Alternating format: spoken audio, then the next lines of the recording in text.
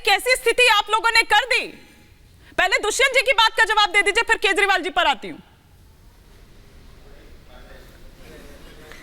जी नमस्ते हिमानी जी। देखिए दुष्यंत जी और केजरीवाल जी की बातों में कोई बहुत ज्यादा फर्क नहीं है, लेकिन दुष्यंत जी वो ही दुष्यंत जी हैं जो कुछ महीनों पहले तक ये कह रहे थे कि केजरीवाल जी की गलती है, दिल्ली में स्कैम हुआ है, आम आदमी पार्टी के नेताओं को जेल में भेज देना चाहिए। अब ऐसा क्या हो गया दुष्यंत भैया, एक गठबंधन के नाम पर आप सच से दूर होते चले गए। ये तो बात अच्छी नहीं है। लेकिन अगर हम केजरीवाल जी पर इस समय आ जाएं, और इस समय आना उस पर बहुत जरूरी है, आज भी कोर्ट ने उनको कोई रियायत नहीं दी है। और इसकी वजह यह है कि हम पहले से एक बात कहते थे, आपको लगता है आम आदमी पार्टी में एक पत्ता भी हिलता होगा केजरीवाल जी की एक्सप्रेस परमिशन के बिना? तो पत्ता नहीं हिल सकता तो हजारों करोड़ रुपए कैसे हिल सकते हैं? ये हजारों करोड़ रुपए का जो स्कैम हुआ है वो केजरीवाल जी की देखरेख और निगरानी में ही हुआ है, और यही हकीकत है। और इनकी स्कैम की हिस्ट्री अब सबके सामने है, चाहे वो शीश महल की बातें हो, दिल्ली जल बोर्ड की बातें हो, और सबसे जरूरी दिल्ली में शराब घोटाले की बातें हो। कोर्ट जो है भारतीय जनता पार्टी से अलग है, इनको कंफ्यूजन हो जाता है। मतलब गिरफ्तार करवा कर ही मानेंगे आप लोग, ऐसा वो लोग आरोप लगा रहे हैं की बात कहती है। हाँ। तो नहीं तो देखो, जो गुनहगार है उसको जेल में जाना ही होगा। अब ये पुराना भारत नहीं है कि आप स्कैम पे स्कैम करें और नेता के नाम पर बचे रह जाएं। अगर दुष्यंत जी कुछ रिएक्ट कर रहे हैं, दुष्यंत जी कुछ रिएक्ट कर रहे हैं। चारू जी जेल में जाना ही होगा। मैं आपकी बात कहना चाहता हूं, अगर मैं अरविंद जी के साथ लड़ रहा हूं, पहले बोलते थे ना कि गलती है आम आदमी पार्टी की, इतना बता दो। बस मैं वो भी बताऊंगा, लेकिन मुझे चिंता भारत के प्रधानमंत्री के साख की है। हमारे प्रधानमंत्री श्री नरेंद्र दामोदर दास मोदी जी ने दुनिया के समक्ष कहा कि भारत का लोकतंत्र सबसे प्राचीन है, पुरातन है, सशक्त है, तगड़ा है, ईमानदार है। मोदी साहब ने कहा, उनकी बातों को सच करने के लिए हम लड़ रहे हैं, क्योंकि आज भारतीय जनता पार्टी मोदी जी के द्वारा कहे गए दुनिया के सबसे प्राचीन लोकतंत्र को कमजोर करना चाहती है। हम तो लोकतंत्र बचाने के लिए लड़ रहे हैं, ये लड़ाई लोकतंत्र बचाने की है। क्या करें आप बताइए? कहीं लोकतंत्र को छोड़ रहे हैं, चाहे खाता सील करना हो, किसी के नेता को दबाना हो, किसी के नेता को दबा के अपनी पार्टी ज्वाइन कराना हो, ये लक्षण है क्या? इससे लगता है क्या लोकतंत्र जीवित है? मैं अपनी बात कह लूं फिर आप? ठीक है, एक एक कर बाकी गेस्ट का भी मेरे को बाकी गेस्ट का भी रिएक्शन लेना है। दुष्यंत जी बाकी गेस्ट का भी रिएक्शन लेना है। आगे बढ़िएगा हिमानी जी। हाँ ठीक है चारू जी, लेकिन क्विक रिएक्शन फिर बाकी गेस्ट का भी रुक करना है। हजारों करोड़ के घोटाले की तरफ संकेत है। 350 करोड़ की ट्रेल तो सुप्रीम कोर्ट तक बता रहे हैं। इनके नेताओं को बेल नहीं मिलती है, और ये इतना दल बदल रहे हैं कि पहले गुनहगारों के खिलाफ खड़े होते थे, आज साथ आके खड़े हो गए। ये इनकी राजनीति है। लोकतंत्र बचाने के लिए करना पड़ेगा भाई, अकेला नहीं छोड़ा जा सकता। आज राहुल गांधी ने फिर से ये चीज रिपीट की थी, और दुष्यंत नागर जी उसको फिर रिपीट कर रहे हैं यहाँ पर। अच्छा सुनिए ना सर, सुनिए ना, अगर आप लोगों के खाते फ्रीज होते हैं तो उसमें सुनिए ना सर, लोकतंत्र बचेगा, सब देश लोकतंत्र कहां से खत्म हो जाता है, खतरे में आ जाता है। एक तो पता नहीं न जाने पिछले 1 साल में कितनी बार लोकतंत्र खतरे में आया है, कितनी बारी वो खत्म हो गया है, फिर जाग जाता है, फिर खत्म हो जाता है, फिर जाग जाता है, फिर खत्म हो जाता है। अपनी सहूलियत के हिसाब से मत उसे इस्तेमाल करिए ना सर। लेकिन सौरभ दुबे जी अकेले ही लड़ेंगे तो फर्स्ट तो कोई भी आ सकता है। इसी तरीके से पंगु बनाना है विपक्ष को।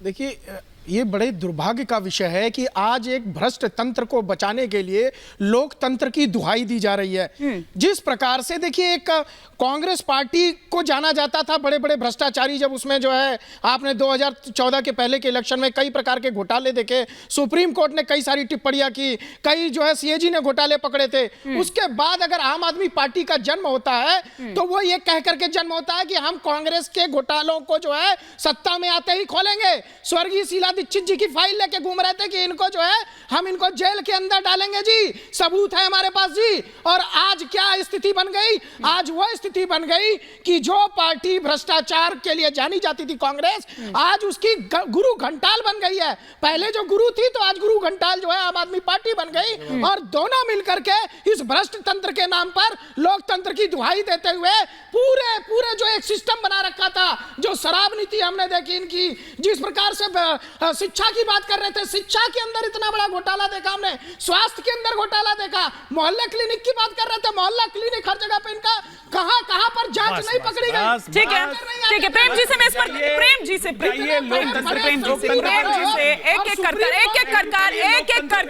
ऐसे नहीं ना। सौरभ दुबे जी एक एक कर मैं इनको बताना चाहता हूं, अमेरिका के राष्ट्रपति की पत्नी आई, उन्होंने मॉडल की सराहना की, जो शिक्षा का मॉडल, स्वास्थ्य का मॉडल दिल्ली सरकार ने दिया है। न्यूयॉर्क टाइम्स में फ्रंट पेज पे लेख छपता है, प्रत्येक भारतवासी का सर गर्व से ऊंचा हो जाता है।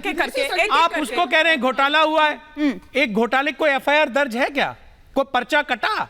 बिल्कुल, लेकिन आप तो टीवी पे आके बोल के चले जाते हैं, भोली भाली जनता उसे सच समझ आप दोनों को रोक रही हूं। लेकिन प्रेम जी, अभी हमारे सहयोगी क्या कह रहे थे, अखिलेश राय जी, उन्होंने बताया यहां पर कि किस तरह की दलीलें जो हैं वो अभिषेक मनु सिंघवी द्वारा रखी गई। वो ये कह रहे हैं कि दरअसल ईडी जो है उसकी जो ये कार्रवाई है, जो एक्शन है, वो राजनीति से प्रेरित है। लेकिन केजरीवाल साहब वहां पर क्या दलील दे रहे हैं? वो भी तो राजनीतिक ही दलील दे रहे हैं ना। वो भी तो ये कह रहे हैं कि चुनाव है, 8 महीने जब हमारा कुछ नहीं किया, ईडी ने जब 8 महीने नहीं पकड़ा तो 2 महीने का और हमको मोहलत दे दे, चुनाव बात कर लेंगे। तो वो भी तो चुनावों का ही यहाँ पर एक्सक्यूज दे रहे हैं ना।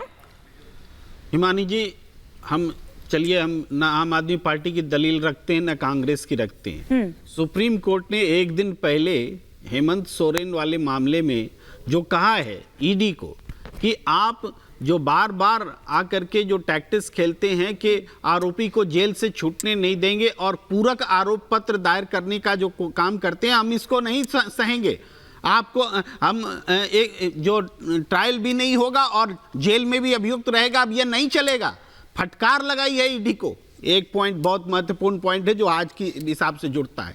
दूसरा है कि जो नोटिसेस 8 नोटिसेस मिले थे अरविंद केजरीवाल जी को, उस पर जो हाई कोर्ट से उनको मिली राहत बीते दिनों, और आज एक दूसरे मामले में जो उनको भेज दिया गया नोटिस के कभी भी गिरफ्तारी हो सकती है, तो हाई कोर्ट ने ये नहीं कहा कि हम गिरफ्तारी रोकते हैं, यही तो बात है। लेकिन गिरफ्तार करो ये भी तो नहीं कहा, यानी छूट दिए कि ईडी अपनी जांच करे अपने हिसाब से। तो इसमें कोई पराजय वाली बात नहीं। लेकिन हाँ, ये जो गिरफ्तारी की तलवार लटकी है तो सुप्रीम कोर्ट जाने का ऑप्शन है। ऐसा थोड़ी कि हाई कोर्ट की जो क्वालिटी ऑफ जजमेंट है उसको चैलेंज नहीं। लेकिन सर, मैं उस दलील की बात कर जा सकता। विनीत जी, मैं उस दलील की बात कर रही थी। ऐसे तो फिर कोई भी अपराधी, चलिए मुख्यमंत्री है, शायद इसीलिए उनको ये इतनी आप कहिए कि प्रिविलेज उनको ये मिल रही है और इतना वो बार बार प्रिविलेज नहीं मिल रहा है। ठीक है, लेकिन पर किसी आम आदमी को नहीं मिल सकता था सर। आम आदमी को तो खींच कर ले जाती ईडी और इतनी मोहलत, ये इतने समय नहीं देने पड़ते। लेकिन मैं ये समझना चाह रही हूँ कि फिर तो कोई भी अपराधी आ जाए,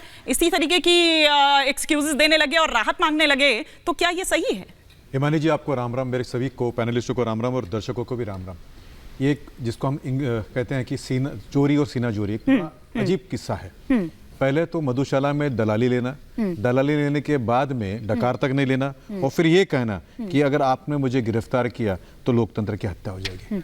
ये बात एक खुला सच है कि ये जो पूरा कार्टेल था लिकर का, इसके अंदर अरविंद केजरीवाल जी के मित्रों को और अरविंद केजरीवाल जी को खुद को और उनकी पार्टी को पैसा मिला है। अगर पैसा नहीं मिला होता, खुला सच तो आपने साबित कर दिया अदालत से बाहर। सर, मैं बीच में नहीं बोला, मुझे बोलने दीजिए। सर, बीच में ना बोलना ये कोई तो ऐसा तो है नहीं कि भाई। ठीक है, बस वो सहमत नहीं है इसलिए वो आपकी बात पर कह रहे हैं। ठीक है, आप अपनी बात कंप्लीट करें। तो ऐसा है कि सत्य को आप कई बार बीच में बोलकर परेशान करने की कोशिश करेंगे, लेकिन कोई परेशान नहीं होगा। सत्य जो है वो सत्य रहेगा, चोर चोर ही रहेगा और उसकी चोरी जो है पकड़ी जाएगी। अब ये 2 दिन की बात है, 2 महीने की बात है, लेकिन चोरी तो पकड़ी जाएगी। ये क्या सच है क्या किसमें दलाली हुई थी? तो आपको 4-5 तथ्य मैं देता हूँ। दिल्ली में दुकानों की संख्या बढ़ाना, दूसरी ड्राई डे को कम करना, तीसरा जो घंटे थे, जो जितने घंटे दारू बिकती थी उसको बढ़ाना, चौथी जो बच्चों की उम्र थी उसको कम करना, और आखिरी में कमीशन को 2% से 12% करना। ये सारा जो चीज उन्होंने किया वो इसलिए किया था कि उनको दलाली मिले। उनके खुद के निजी जो मित्र थे नायर, वो पकड़े गए, वो उनका स्टेटमेंट है। उनके जो उप मुख्यमंत्री थे, अब उनके कितनी बेल डिनाई हुई, वो जेल में रहे। उनके और जो साथी है, सत्येंद्र जी होंगे, बाकी संजय सिंह जी होंगे, ये भी सब जेल में। ये खुले तौर पर एक तरह से जो है उनकी लालच जो है उनका। अभी जो आदमी इतना चोरी करेगा, कल वो कहेगा कि मुझे आपने क्यों पकड़ा। ईडी पर बहुत बड़ा सवाल है। आप ट्रायल करते नहीं हो, देखिए आप रेल कितना भी सवाल पूछ दिखाते लीजिए, नहीं हो, पैसे का लेन देन हमने हजारों साल से देखा हुआ है कि चोर और चोर के साथ ही ये न्याय के ऊपर उंगली उठाते हैं, उससे क्या फर्क पड़ता है? ईडी सत्य तो झूठा नहीं जा सकता। आप इलेक्टोरल बॉन्ड की बात है ना, इससे अरे पहले भी ED ऐसा हुआ है को छापा कि मारना असत्य पड़ेगा। के साथ में देने वाले जैसे लोगों ने CBI सत्य के ऊपर गया, उंगली CBI उठाई ने है। छापा मारा ठीक है। था। आज वो आपके हालात मित्र बन गए हैं। आज ठीक है, आपके मैं मित्र आप मधुशाला दोनों के को रोक रही घोटाले हूँ, में एक